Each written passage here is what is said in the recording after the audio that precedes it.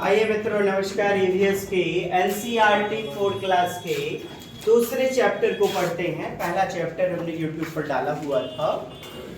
दूसरा पार्ट है आपका कक्षा 4 का कान कान में।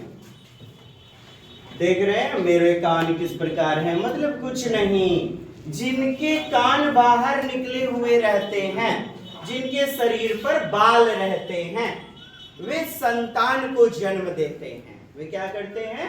संतान को जन्म देते हैं। मैमल्स, स्तनपायी। और जिनके शरीर पर फड़ पाए जाते हैं, बाल नहीं पाए जाते, पंख पाए जा सकते हैं, और कान छेदनुमा होते हैं, वे अंडोत्पादन करते हैं, यानी अंडे देते हैं। देख ले साहब, शरीर पर क्या है? पंख हैं, कान दिख रहा है। कर मास्टर जी सोचेगा कनमोचड़ी दे दे, होमवर्क पूरा नहीं करके आया है, दे पाएगा कनमोचड़ी? नहीं। तो इनके शरीर पर पंख होते हैं और कान छेदनुमा होते हैं, ये अंडोत्पादन करते हैं। देखें आप लोग अपनी नोट्स को। वे जानवर या पक्षी जिनके शरीर पर बाल होते हैं एवं कान बाहर दिखाई देते हैं, बच्चों को जन्म देते हैं, और बच्चों को जन्म देने वालों को मैमल्स, स्तनधारी कहा जाता है। और जानिए, इसे जरायुज कहा जाता है। क्या कहा जाता है? जरायुज। इसे जरायुज कहा जाता है।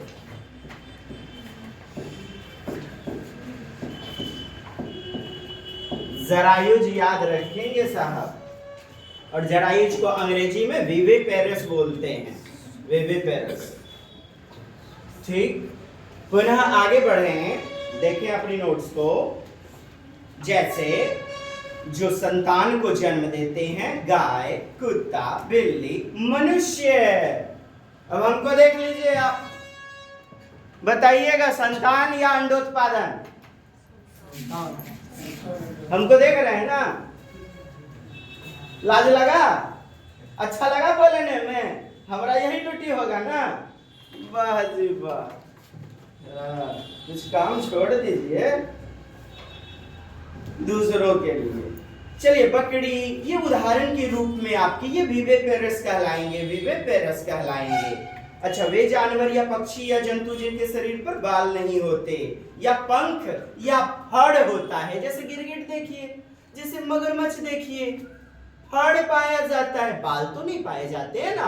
और कान छेदनुमा होते हैं, कान छेदनुमा होते हैं, तो ये अंडोत्पादन करते हैं। क्या? अंडे देते हैं।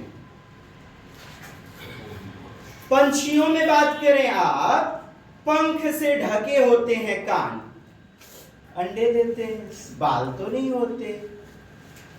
इसे अंडायुज कहा जाता है। क्या कहा जाता है? ओविपोरस, ओविपेरस कहा जाता है। जैसे पक्षी, मछली, कीड़े, सरीसृप, रेप्टाइल्स, सांप, छिपकली, ये सब क्या है? सरीसृप हैं, रेप्टाइल्स वर्ग के हैं। आपसे कई बार पूछा गया है निम्नलिखित में सरीसृप जाति का कौन नहीं है? सरीसृप मतलब रेंगने वाला, केचुआ, सांप वगैरह, है ना? गिरगिट।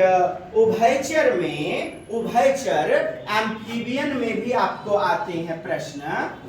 एम्फीबियन, एम्फियन बोले तो उभयचर, उभय मतलब दोनों पर विचरण करने वाले चर।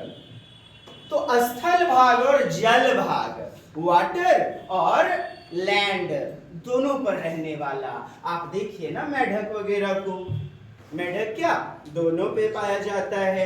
अच्छा, मगरमच्छ भी, लेकिन मगरमच्छ पानी के बाहर ज्यादा देर नहीं रहता है, जबकि मेढक, दोनों में अंतर है ना? आपने देखा होगा मगरमच्छ पानी के बाहर ज्यादा देर नहीं रहता है।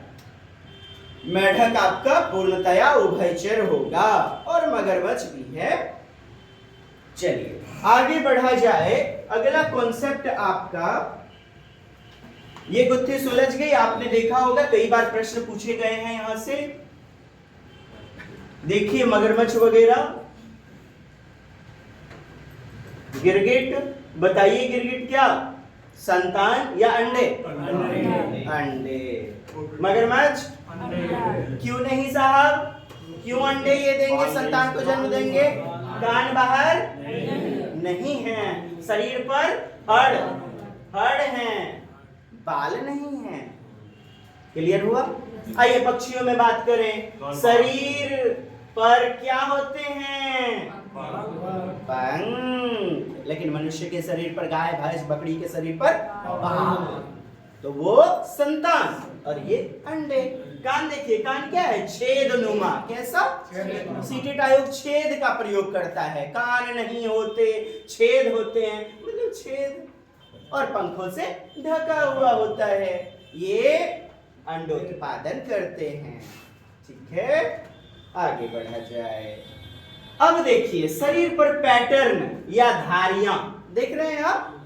जलवायु ऑप्शन में दिया जाता है, जलवायु वातावरण नहीं, बालों के कारण। क्या मारेंगे उत्तर में? ये पैटर्न, ये धारियां कैसे बनती हैं? बालों के कारण बनती हैं साहब, बालों के कारण, है ना। आप नोट्स में भी देखें, जानवरों की खाल बोले तो शरीर पर डिजाइन या पैटर्न या धारियां उनके शरीर पर बाल के कारण होता है। नोट, खाल से बाल हटा दिए जाएं तो न रहेगा रंग, न रहेगा डिजाइन।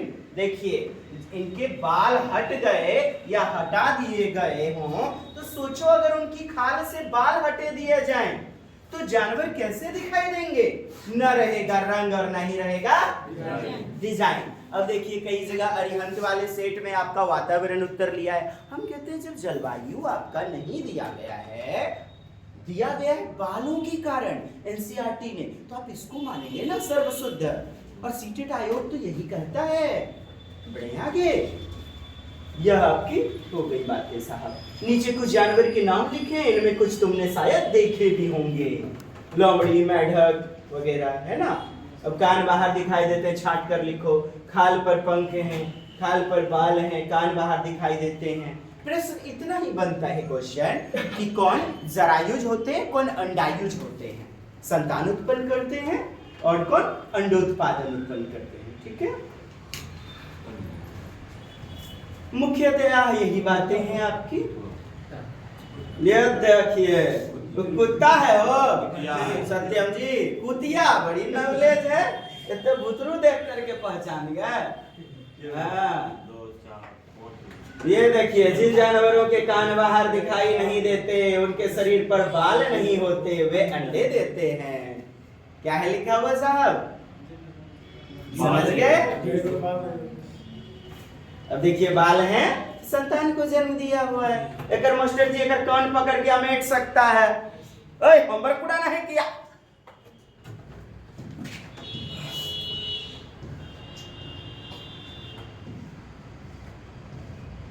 अब आइए आगे बढ़ते हैं।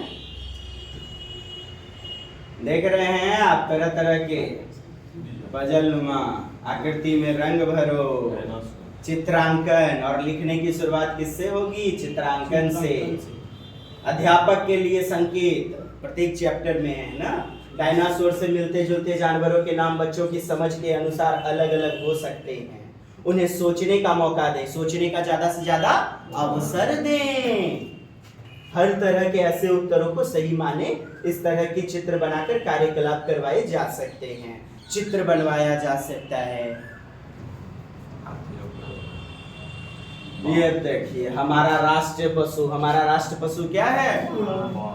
चलिए अपना पक्षी बनाओ। देख रहे हैं आप कितने कैसे कैसे तरह तरह के क्रियाकलाप दिए गए हैं। क्रियाकलाप, गतिविधि, मतलब हस्तपरक गतिविधि, लर्निंग बाय डूइंग।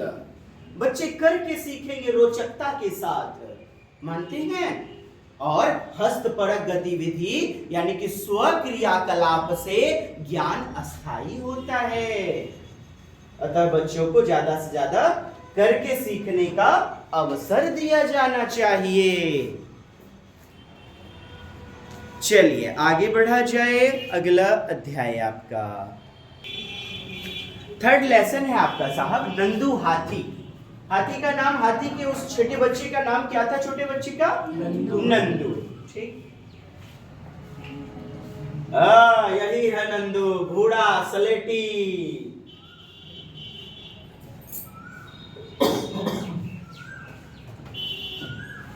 अध्यापक के लिए नानी माँ, माँ की माँ। नानी माँ मतलब माँ की माँ। बच्चों से पूछे हुए अपनी मातृभाषा में अलग अलग जगह पर माँ को, माँ की माँ को क्या कहते हैं? नानी। अन्य अन्य जगह पे अन्य अन्य कहा जाता है ना। चलिए यह देखिए नंदू हाथी। आइए दोस्त पढ़ लिया जाए। क्या बोलता है कि बोलिस हो? क्या तुम जानते हो? क्या जानते हो? हम तो कुछ नहीं जानते। एक बड़ा हाथी एक दिन में कितना किलोग्राम से ज्यादा पत्ते खाता है? पत्ते और झाड़ियां 100 किलोग्राम से ज्यादा पत्ते एवं झाड़ियां। तो कहीं कहीं आपको 100 किलोग्राम से ज्यादा दिया, इसका मतलब 100 से 150 केजी, 100 से 150 केजी पत्ते एवं झाड़ियां। फैक्ट में 100 केजी और इससे ज्यादा तो 150। 200 जिस ऑप्शन में रहेगा नहीं लीजिएगा। ठीक, हाथी बहुत कम आराम करते हैं। आपको विकल्प में दे दिया जाता है, आपको ऑप्शन में दे दिया जाता है हाथी बहुत ज्यादा आराम करते हैं क्योंकि ये बड़े होते हैं। क्या ये बड़े होते हैं? जी नहीं, ये बहुत कम आराम करता है। यह एक दिन में केवल 2 से 4 घंटे, कितने घंटे सोता है? 2 से 4 घंटे। हाथी को पानी और कीचड़ से खेलना बहुत भाता है, पसंद है। उस हाथी कीचड़ और पानी में क्यों खेलते हैं? इससे इनके शरीर को ठंडक पहुंचती है, चमड़ी मोटी होती है, उससे शरीर को ठंडक मिलती है। क्या मिलती है साहब? ठंडक। वैसे उसके कान भी पंखे, बड़ा बड़ा होता है ना कान, पंखे की तरह होते हैं। गर्मी लगने पर हाथी अपने कान हिलाकर हवा करता है। क्या? हिलाकर हवा करता है। नंदू सिर्फ 3 महीने का है। नंदू कितने महीने का है? 3 महीने का।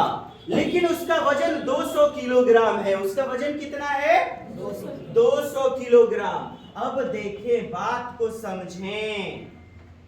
एक हाथी का वजन आपसे पूछा, पत्ते कितने खाते हैं साहब? 100 से 150 केजी। ठीक, और 3 महीने के हाथी का वजन, 3 महीने के हाथी का वजन। नोट्स देखें आप लोग, नोट्स देखें क्या लिखा हमने? लगभग शब्द लगाया यहां, लगभग 150 केजी से 200 केजी। कितना फैक्ट रहेगा आपका? 200 केजी। फैक्ट कितना रहेगा खाने में? लेकिन ऑप्शन में दे दिए रहते हैं लगभग 100 से 150 केजी खाता है। 3 महीने के बच्चे का वजन लगभग 150 केजी से 200 केजी होता है। ये बातें वजन में आपने देख लिया। क्लियर है यहां तक? अब बात समझें, टन। क्या? टन। 1 टन में कितना केजी? 100 केजी। 1 टन बराबर 100 kg. Ton, quintal. Quintal, 1 quintal में कितना हो? 50। तो क्विंटल में 50 केजी। 1 क्विंटल बताइए। 100 केजी होता है। पक्का? जलावन खरीदे हैं? यदि मन की बात करें तो 1 मन में 40 केजी। 1 मन में कितना? 40 केजी। 250 मन का 1 क्विंटल होता है। वाह बेहतरीन। तो 1 क्विंटल में कितना होता है? 100 केजी। इसको आपको बोल दिया जाए कि 1 से 1.5 क्विंटल खाता है, 1 से 1.5 क्विंटल घुमा दिया जाए। आप समझ जाएंगे? समझ विकसित हो गई? ठीक, ये तो वजन की बात हो गई दोस्त। अब पुनः आगे बढ़ें और देखें, ये देखिए अपने सूंड का प्रयोग खेलने में फव्वारा करता है और अपने सूंड का प्रयोग पानी से अपने शरीर पर भी डालने में ताकि ठंडक पहुंचे प्रयोग करता है खेल खेल में। देखिए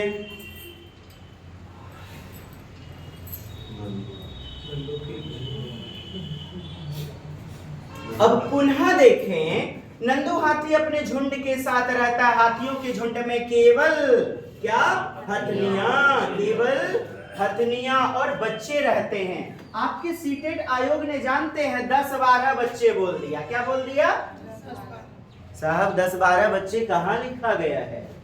हाँ, हाथी की संख्या जो होती है वो 10 से 12 होती है। बच्चे जब बोला जाए तो आप बोलिएगा कुछ बच्चे, लेकिन फंसाने के लिए निम्नलिखित में विकल्पों का चुनाव करें। सत्य विकल्प का ए, हाथी के झुंड में केवल मादा हथनियां रहती हैं। सही बात है, हाथी के झुंड में 10 से 12 बच्चे रहते हैं। गलत है, यही तो फंसाना था आपको। आपने भी कहा पढ़ने के बाद भी कि सही है, यही नहीं करना है। एक झुंड में 10 से 12 हथनियां और बच्चे होते हैं। हाथी 14 से 15 साल में जो मेल हाथी होता है ना, मोर मर्दवा वाला, चल देता अपन वाला खोजे लेली, घर परिवार बसावे लेली। गाना कौन गाता है? गाना हमने घर, हाँ, मैयो बाबू के रस्मों को तोड़ा है, अपन दुनिया बसाएंगे दूर, ललटुसिया के छोटकी बेटरी ननकी को ले जाएंगे। बाबा, हाथी 14 से 15 साल तक ही इस झुंड में रहते हैं, फिर वे झुंड छोड़ देते हैं और अकेले रहते हैं। नंदू भी जब 14-15 साल का हो जाएगा तो वह अपना झुंड छोड़ देगा। ये सारी चीजें संक्षिप्त रूप में अभी हमने लिख दी है आपको नोट्स में। अब देखिए, हाथियों के झुंड में सभी फैसले सबसे बुजुर्ग हथनी, कौन साहब? बुजुर्ग यानी बूढ़ी मादा, सबसे बड़ी वाली हथनी डिसीजन कौन लेता है? नेतृत्व तो कौन करता है? लीडरशिपिंग तो बूढ़ी वाली मादा हथनी, नर नहीं। नर तो 14-15 साल में झुंड छोड़ देते हैं, तो नर बचा कहां कोई? क्लियर है? तुम्हारे परिवार में घर का फैसला कौन लेता है? सबसे बुजुर्ग। हाथियों के झुंड का एक कोलाज बनाओ, कोलाज बनाओ। एक पिक्चर का कटिंग करते हुए जितने चित्र इकट्ठा कर सकते हो करो। जैसे आप देखिए, बच्चे अपना एगो बनाते हैं एल्बम। एल्बम, एल्बम समझिए कोलाज। हाँ, एल्बम कोलाज। तो उसमें विराट कोहली का, राहुल द्रविड़ का, सचिन तेंदुलकर का फोटो चिपका चिपका के रखते हैं छोटे बच्चे, जिनको क्रिकेट से प्रेम है, और जिनको स्पाइडरमैन, डोरेमोन, छोटा पतलू मतलब मोटा भीम, तो उन सब का कोलाज बनाते। कोलाज का मतलब समझा आपने? चित्र का एक समूह, जैसे आपका एल्बम। एल्बम तो होगा ना शादी विवाह का, है मैडम? है ना? आपका ना मैडम, माना कि दोसर के होगा ना जी, ला जाते हैं मैडम जी। हम अभी ना तो हम पहले ठुठे थे। चलिए, फायदे नुकसान। हाथी को चेन से बंधे होने पर कैसा महसूस होता होगा? संवेदनशीलता से जुड़ा। जानवरों के प्रति क्या बनाया जाए? संवेदनशील बालकों को संवेदनशील, सेंसिटिव, जागरूक बनाया जाए। अपनी भावना बताएं तथा चर्चा करें। हेलो, चर्चा करें, सारे चैप्टर में मिलेगा। एक अध्यापक को बच्चों के साथ क्या करनी चाहिए? चर्चा, अर्थात वार्तालाप, एक दूसरे से अंतःक्रिया, चर्चा करना। और चर्चा करना को बहस भी बोलेंगे। बहस करवाए जाएं, इस मुद्दे पर क्या करवाए जाएं? बहस करवाए जाएं। डिबेट, चर्चा, क्लियर है? बहस? क्या तुमने कभी हाथी पर सवारी की है? कैसा लगा? देख रहे हैं प्रश्न पूछा गया है ना, चौथी क्लास के बच्चे की उम्र को ध्यान में रखें। और प्रश्न पूछने से बच्चे चिंतन की दुनिया में जाएंगे, आएगी सृजनात्मकता, क्रिएटिविटी, रचनात्मकता। बच्चा एक नन्हा अन्वेषक बनेगा, मौलिक चिंतन कूट कूट के आएंगे। जैसे क्या तुमने कभी हाथी पर सवारी की है? 4 क्लास के बच्चे जैसे बैठे हुए हैं, आप शिक्षक जब बन के जाएंगे, आप बच्चों से पूछेंगे तो बच्चों में जागरूकता पैदा होगी, संवेदनशीलता, अन्वेषण, खोजी उपागम। क्या? खोजी उपागम।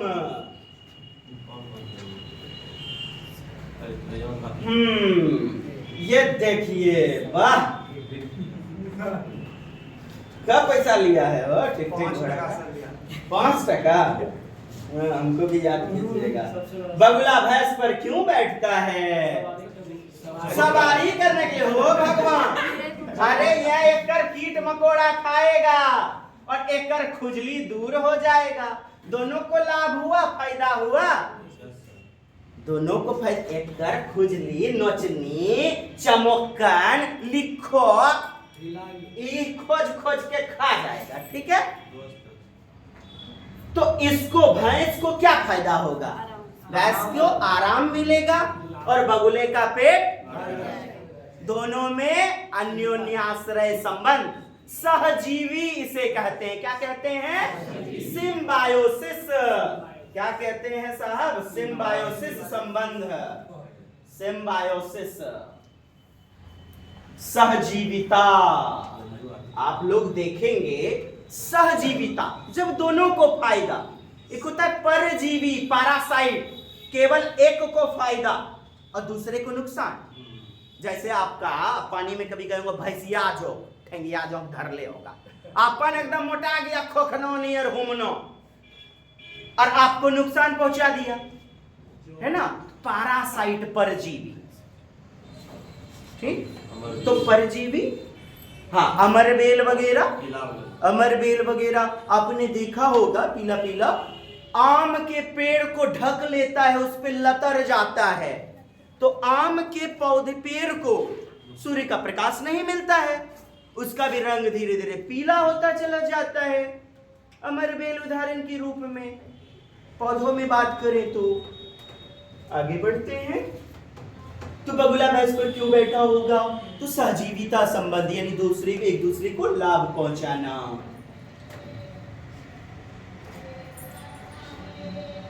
अब पुनः देखिए जानवरों के क्या क्या काम, जानवरों से हमें क्या क्या प्राप्त होता है, निम्नलिखित में चुने। ऐसा प्रश्न दिया जाता है ना, तो आपको देख लेना है। सामान ढोने के काम भी आता है, बाकी दुग्ध, चर्म, चमड़ी, चमड़ी आदि, मांस, मछली, मांस वगैरह इत्यादि। अब देखें, तुम्हारा अपना हाथी बनाओ। ये देखिए, वहां से बिंदु रेखा पर मोड़ो, अंदर की ओर गतिविधि करवाया जा रहा है, यानी क्रियाकलाप, स्वक्रियाशीलता। ये देखें, पूछ यहां जोड़ो, काटो, कट कट कट, किताब में दिया गया है, पुस्तक में है ना। ये देखिए, काटो, यहां से मोड़ो, तो बच्चे चित्रांकन भी करेंगे, तरह तरह की एक्टिविटी, गतिविधि के माध्यम से सीखेंगे। नंदू हाथी, जानवरों की सभा। देखिए बाजी वाह, पंचायती हो रहा है, जानवरों की सभा बैठ गई है।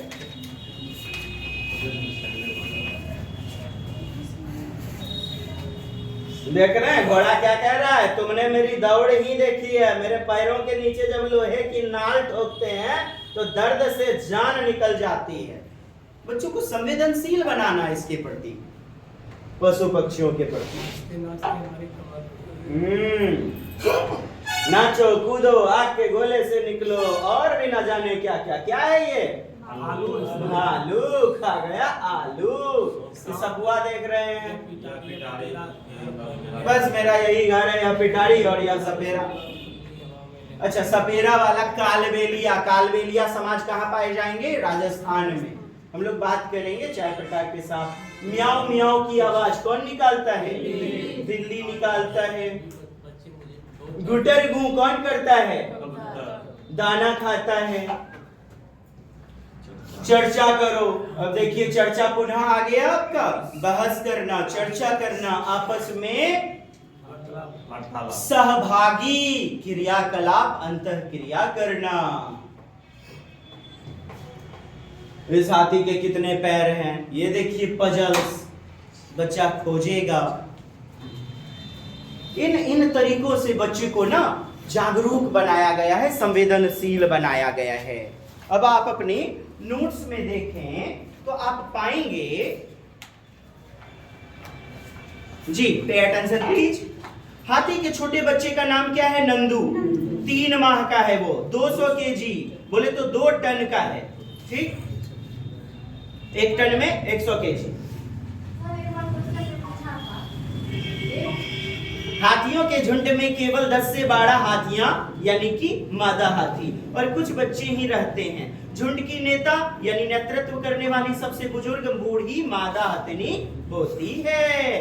हाथी नर, कौन वाला हाथी? मेल वाला, मोर मुर्दुआ वाला। 14-15 साल तक ही इस झुंड में रहते हैं, फिर नर हाथी झुंड छोड़ देते हैं, अकेले रहते हैं। एक बड़ा वयस्क हाथी एक दिन में 100 केजी से ज्यादा, बोले तो 100 से 150 केजी पत्ते और झाड़ियां टहनियां खा लेता है। हाथी बहुत कम आराम करता है, यह एक दिन में केवल 2 से 4 घंटे ही सोता है। हाथी को पानी और कीचड़ में खेलना बहुत पसंद है। त्वचा मोटी होने के कारण मिट्टी या कीचड़ या पानी से खेलना त्वचा को ठंडक देता है। हाथी के कान भी पंखे की तरह होते हैं, गर्मी लगने पर ये कान हिलाकर हवा करते हैं। बड़ी सुई से पानी का फव्वारा, बड़ी सूंड से पानी का फव्वारा भी करते हैं। नोट, 3 माह के हाथी का वजन 150 केजी से 200 केजी, 1.5 से 2 टन लगभग होता है। और देखिए कोलाज, फेवरेट फोटो ग्रुप जो बनाते हैं ना, यानी पसंदीदा चित्रों को एक जगह एकत्रित करके लगाने के समूह को कोलाज कहते हैं। अब प्रश्न आपके, समाधान हमारा, बताइए कहां से प्रश्न फंसेंगे? जी सूचित कीजिए। जी मैडम, आपने कुछ प्रश्न पूछ रहे थे। क्वेश्चन में पूछा था, एक छोटे हाथी का बच्चा एक दिन में कितना खाता है? बस वही मारेंगे, 100 से 150 केजी, लगभग शब्द जुड़ा हुआ रहता है। और जितने प्रश्न आए हुए हैं सबका एनालिसिस करके ये नोट्स हमने तैयार किया है, सबका एनालिसिस करके। और कहीं से देख लीजिए, कहीं से जो छूट जाए एक भी प्रश्न। 2018 से आपकी सेवा में कार्यरत है हमारी संस्था, और केवल सीटेट, ना तो बैंक, ना एसएससी, ना रेलवे, है ना। इसीलिए द बेस्ट रिजल्ट और 129 रिजल्ट इस बार भी। तो और प्रश्न पूछिए, और कोई प्रश्न है? बाकी क्वेश्चन तो हम लोग करवाएंगे ही, कंप्यूटर लगा हुआ है, कंप्यूटर पे बैठाएंगे, उस पे कार्यकलाप करवाएंगे, और कुछ ऑफलाइन टेस्ट सीरीज लेंगे आपका प्रीवियस वाला। किन्हीं के दिमाग में कुछ क्वेश्चन चल रहे हैं तो कृपया पूछिए। जी कृपया पूछिए। नहीं, चलिए धन्यवाद। अगला चैप्टर देख लें। पाठ चतुर्थ, चौथा, क्लास 4 की एनसीईआरटी का चौथा अध्याय, अमृता की कहानी। बात बहुत पुरानी है, करीब 300 साल पुरानी। कितने साल पहले? 300 साल पहले। अब देख पा रहे हैं 300 साल पुरानी बात है। अमृता बिश्नोई, जो कि राजस्थान के खेजरली गांव में रहती थी। 300 साल बात पुरानी, और यह किस्सा ना सच्चा है। अमृता राजस्थान में जोधपुर के पास खेजरली गांव की रहने वाली। देखिए अमृता कहाँ रहती थी? आपसे प्रश्न पूछा जा चुका है। राजस्थान के जोधपुर जिले के खेजरली गांव में। ठीक, यही खेजड़ी के पेड़ पाए जाएंगे। क्या पाया जाएगा? खेजड़ी का पेड़। जानते हो उस गांव का नाम खेजरली क्यों था? गांव में खेजड़ी के बहुत से पेड़ थे, खेजड़ी के बहुत सारे पेड़ थे, इस कारण से इसका नाम खेजरली पड़ गया। चलिए अब विशेष बातें देख लिया जाए। 300 साल पुरानी बात है, नोट्स पर बनिएगा आप लोग। करीब 300 साल पहले पुरानी बात है, सच्ची घटना है। अमृता बिश्नोई कहाँ, राजस्थान में जोधपुर के पास खेजरली गांव की रहने वाली थी। इस खेजरली गांव में थे बहुत सारे, जी बोलिए, खेजड़ी के पेड़। गांव के सभी लोग पेड़ पौधे और जानवरों का बहुत ध्यान रखते थे। उनका कहना था कि अगर पेड़ हैं तो हम हैं, यानी कि पेड़ से हम हैं। आत्मनिर्भरता को दर्शाया गया है। पेड़ और जानवर हमारे बिना रह सकते हैं। पेड़ और जानवर क्या साहब हमारे बिना रह सकते हैं? जी, पर हम उनके बिना नहीं रह सकते। राजस्थान में बिश्नोई जनजाति रहती है। आपसे इस ऑनलाइन में पूछ लिया, इससे पहले वाले ऑनलाइन में, बिश्नोई जनजाति कहाँ रहती है? बस एनसीईआरटी से पूछा, थोड़ा घुमा दिया। अमृता बिश्नोई बोले तो बिश्नोई।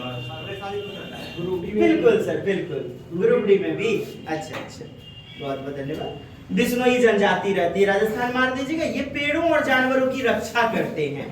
करीब 300 साल पहले राजा के महल के लकड़ी के लिए, किसके महल की लकड़ी के लिए? राजा। जानते हैं क्यों महल के लिए? कीड़े नहीं लगते इसमें, कीड़ा खराब नहीं करता इस लकड़ी को, इसीलिए काफी मजबूत होता है। राजा के आदमी खेजड़ी पेड़ काटने आए। यह सुनते ही अमृता के होश उड़ गए। एकदम बच्चे से ही पेड़ पौधों को ने एकदम बच्चे की तरह दुलार प्यार करती थी खेजड़ी। इतना समर्पण था, इतना प्रेम था अमृता बिश्नोई को खेजड़ी अन्य सभी वृक्षों से एकदम बच्चे की तरह लालन पालन किया करती थी। देख पा रहे हैं, अमृता के दोस्त की बात करें, पेड़ ही उसके दोस्त हुआ करते हैं। आपको संक्षिप्त में पहले मैं बातों को बता दूं, देखिएगा। तो राजा के महल के लिए राजा के आदमी, तो राजा ने अपने आदमी को आदेश दिया, जाओ खेजड़ी पेड़ काट के लाओ, खेजड़ी का सिलपट वगैरह जो है लेकर के आओ। तो गईस है राजा के आदमी, अब है जो न चिपक गईस के अमृता और ओकर भतीजी और इसके साथ और भी 300 गांव वाले, 300 गांव वाले चिपक गए। पेड़ से नहीं काटे देंगे तोरा, हम मार के लड़ठी चोग लेंगे। हाँ, मैंने नहीं, पहले हमरे लाश से गुजरना होगा। वही फिल्म वाला डायलॉग हो, हमरे लाश से गुजरना होगा। जैसे आपका सुंदर लाल बहुगुणा नहीं, 1974 फिर 1977 महिलाएं भी जुड़ गई। उत्तराखंड गौड़ा देवी, सुंदर लाल बहुगुणा चिपको आंदोलन, हाँ बात करेंगे उसके बारे में भी, एक और नोट्स जो है उसके माध्यम से। फिलहाल चलिए बनते हैं फिर से। अब देखिए, दो मुसीबत हो गई साहब। राजा के आदमी को खेजड़ी की लकड़ी लानी जरूरी है, नहीं तो राजा सजा दे देगा, मृत्युदंड दे सकता है। हाँ, अब तुम चिपको अमृता एवं गांव वाले, मैं तो तुमको भी काट दूंगा। और यही करता भी है। मारा, एकदम पैर से लहू बहने लगा और गिर गई इस एकदम से।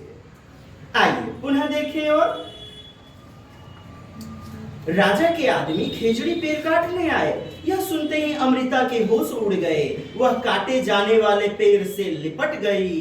डराने धमकाने पर भी नहीं हटी, नहीं छोड़ा। वाह! राजा के आदमियों के कुल्हाड़ी के एक ही वार से अमृता के पैरों से खून बहने लगा और वह गिर गई, लेकिन उसने पेड़ को नहीं छोड़ा।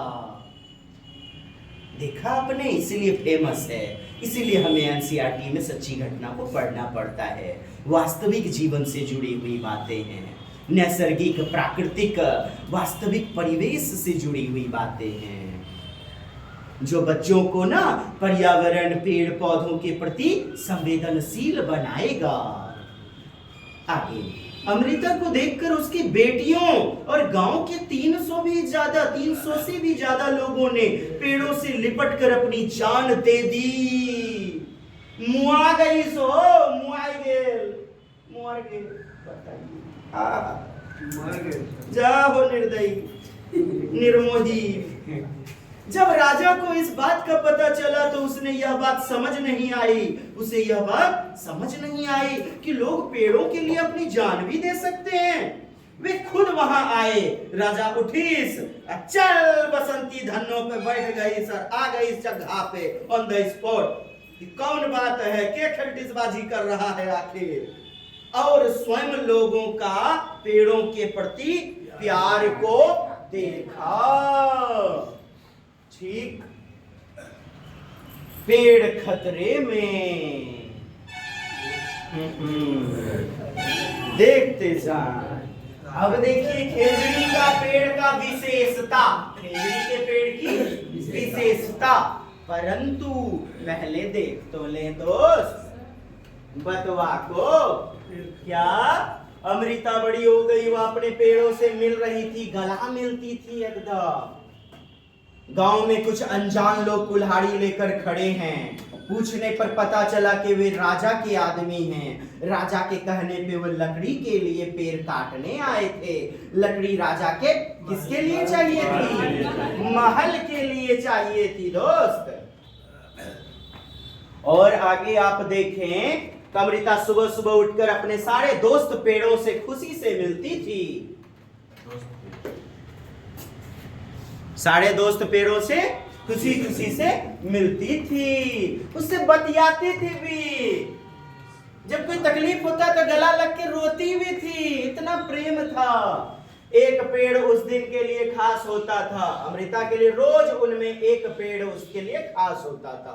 वो पेड़ से लिपट करके उसके कान में धीरे धीरे कहती, दोस्त तुम सुंदर और ताकतवर हो, तुम ही हो जो हम सबका ध्यान रखते हो, यानी भोजन देते हो, छाव देते हो, लकड़ियां देते हो। दोस्त तुम सुंदर और ताकतवर हो, तुम ही हो जो हम सबका ध्यान रखते हो, इसके लिए धन्यवाद। मैं तुमसे बहुत प्यार करती हूँ, तुम अपनी शक्ति मुझे भी दो, अपनी सहनशील शक्ति मुझे भी दो। दोसर कोई बात मत पूछिएगा। यस सर ना। अमृता की तरह गांव के दूसरे बच्चों को भी पेड़ों से दोस्ती थी। वे घंटे पेड़ों की छाया में खेलते थे।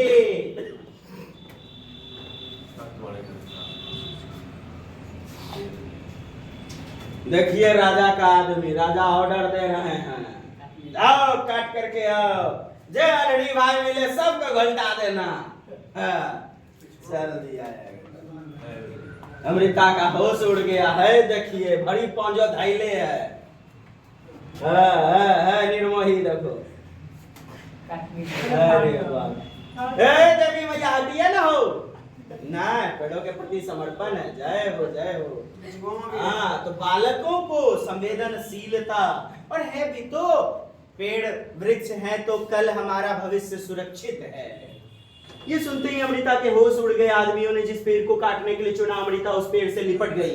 उन लोगों के डराने धमकाने पर भी वह नहीं हटी। राजा के आदमियों को राजा की बात तो माननी थी, वरना उनकी अपनी जान चली जाती। उनकी कुल्हाड़ी के एक ही वार से अमृता के पैरों से खून बहने लगा।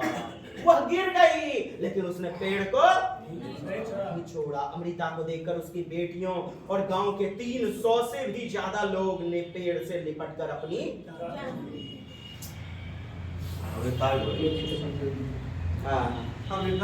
देखिए काटिए दिया, देख रहे हैं। ओ भगवान,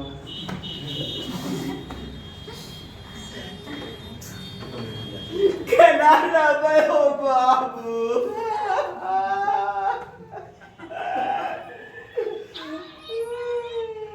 आने से पहले हो गया। नहीं, गलत बात है, ये नहीं होना चाहिए। बताइए, अब देखिए गांव के 300 से भी ज्यादा लोगों ने पेड़ों से लिपटकर अपनी जान दे दी। जब राजा को इस बात का पता चला तो खुद दे आया, लोगों का पेड़ों के प्रति प्यार देखा। बताइए, हे भगवान जी। जानते हैं असर क्या पड़ा इससे? पॉजिटिव असर। राजा पर गांव वालों की बातों का बहुत गहरा असर पड़ा। उसने आदेश दिया कि इस इलाके में कभी कोई पेड़ नहीं कटेगा, ना ही कोई शिकार। चलिए, बहुत बहुत धन्यवाद अमृता मैया को। हाँ, ये बहुत अच्छा, बहुत अच्छा। हम लोग को भी इससे संकल्प लेना चाहिए। 300 साल से ज्यादा भी यहाँ के लोग जो बिश्नोई कहलाते हैं, क्या कहलाते हैं? बिश्नोई कहलाते हैं, पेड़ों और जानवरों की रक्षा करते हैं। रेगिस्तान में होते हुए भी यह इलाका, मतलब राजस्थान रेगिस्तानी इलाका है, आप जानते हैं। आज भी हरा भरा है, जानवर बिना किसी डर के इधर उधर घूमते हैं।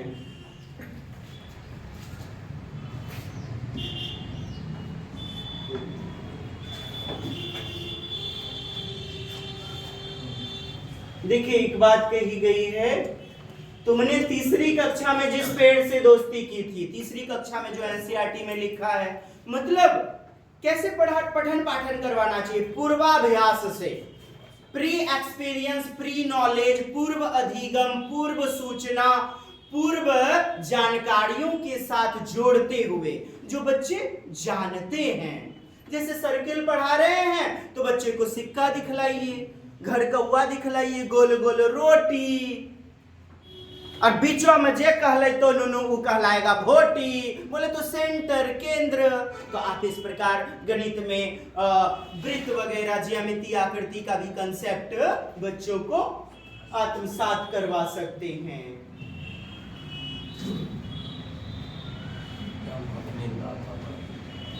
चलिए अब आगे पुनः देखा जाए आपका खेजड़ी। तो हम लोग विशेषता के बारे में अब देख लेते हैं, इसकी विशेषता के बारे में। खेजड़ी पेड़ की विशेषता आपने देख लिया मुख्य भूमिका के रूप में कि क्या होता है, क्या चीजें हैं। खेजड़ी लिखा गया है, खेजड़ी यह पेड़ रेगिस्तानी इलाके में खूब पाया जाता है। कहाँ पाया जाता है? रेगिस्तानी इलाके में। इसे ज्यादा पानी की जरूरत ऑप्शन में दे देता है, इसे बहुत पानी की जरूरत होती है, इससे पानी निकलता है। अरे पानी इससे नहीं, वो ऑस्ट्रेलियाई ओक होता है। वो होता है क्या साहब? ऑस्ट्रेलियाई ओक।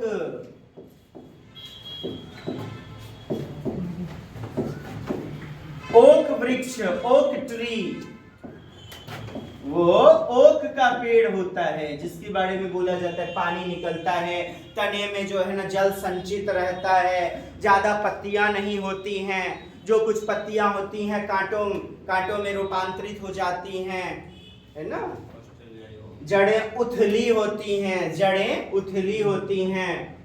जब भी राहगीर को, पथिक को पानी प्यास आप लगता है तो फिर इसके जड़ों में पतला पाइप, इसके तने में पतला पाइप डाल करके अपनी प्यास बुझा लेते हैं। ऑस्ट्रेलियाई ओक की बातें, दोनों में आपको खूब दिग्भ्रमित किया जाता है, मिसगाइडेड, कंफ्यूज्ड किया जाता है, जो कि नहीं होना है।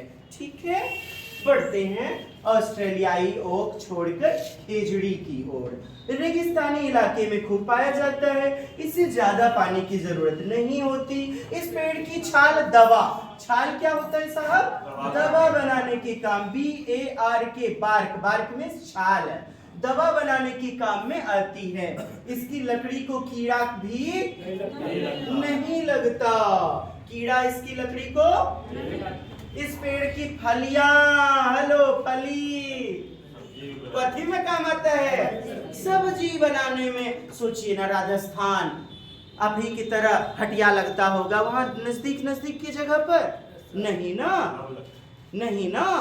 तो खेजड़ी का पेड़, एक तो वृक्ष नहीं होंगे वहां, कल्पना करके देखिए, ज्यादातर वृक्ष नहीं होंगे क्योंकि पानी की आवश्यकता होती है, और वो तो सूखा प्रदेश है, सूखा इलाका है, इसे पानी कम जरूरत पड़ती है। फलियों की सब्जी बनाई चली जाती है, और इसकी पत्तियां जो है ना वहां रहने वाले जानवर खाते हैं। ये जानवर पालन करते हैं, आपने देखा होगा घुमंतू भोटिया, घुमंतू आदिवासी लोग, चरवाहा लोग, तो अपने मवेशियों को कभी कभी वे उसकी पत्तियां खिला देते हैं।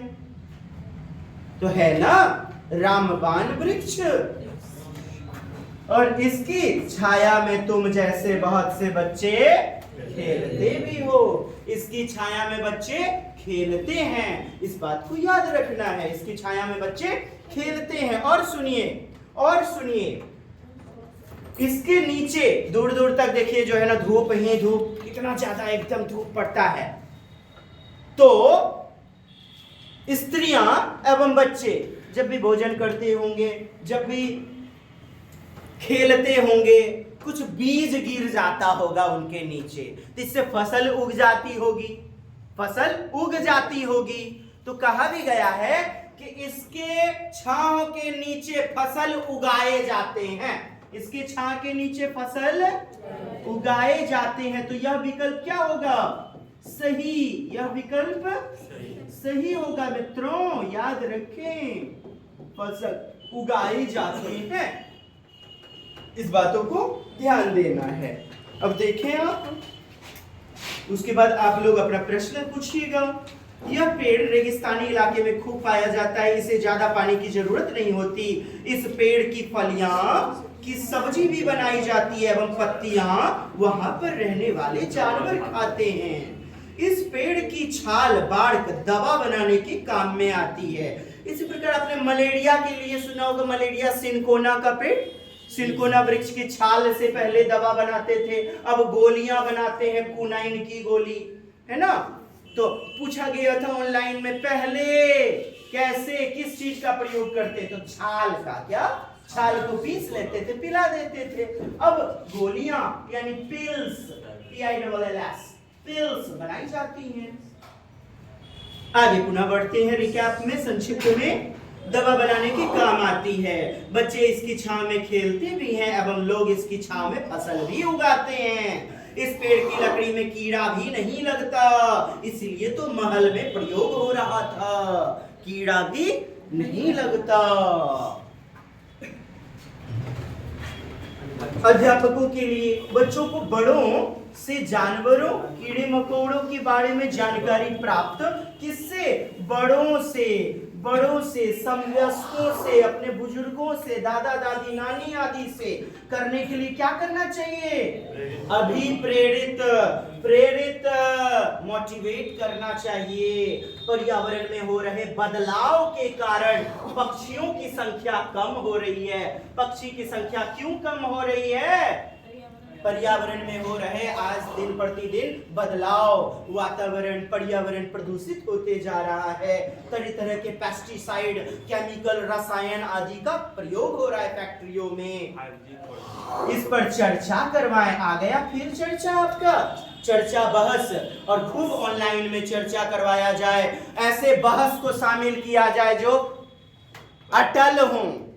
अटल मतलब जो नहीं बदले, जो नहीं टले, यह विकल्प गलत हो जाएगा, यह विकल्प गलत हो जाएगा। मतलब अस्थाई वाली बातें नहीं, क्योंकि बच्चे की मानसिकता, बच्चे की बौद्धिकता पर्यावरण के आधार पर बदलेगी। और एक प्रकार का उदाहरण देना, क्या सुना आपने? बोलिए, एक ही प्रकार का उदाहरण देना अटल उदाहरण कहलाता है।